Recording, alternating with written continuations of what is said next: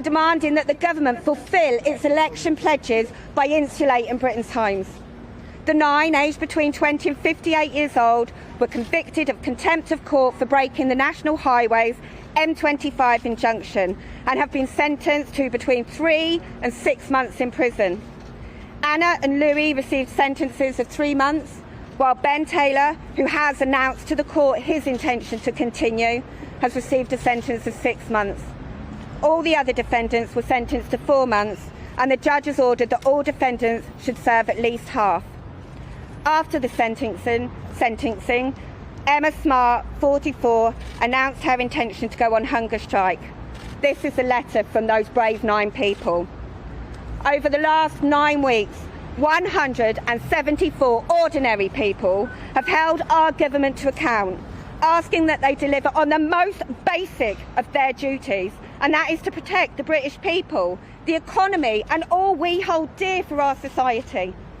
Your government has now chosen to act, and it's chosen to imprison us rather than meet the demand.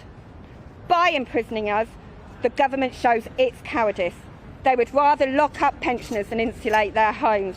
They would rather lock up teachers than create thousands of proper jobs. They would rather lock up young people than take practical steps to reduce our emissions.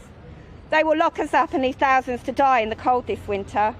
We knew we would face prison when we took this action, but we cannot stand by while this government betrays the general public.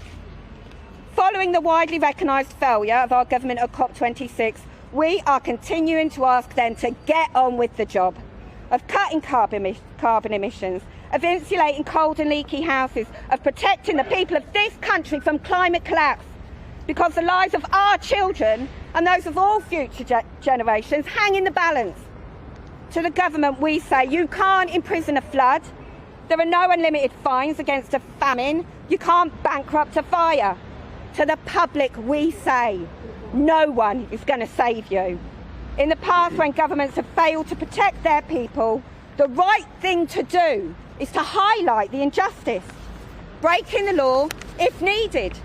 This is what the suffragettes and Martin Luther King did, and it is what Insulate in Britain has done.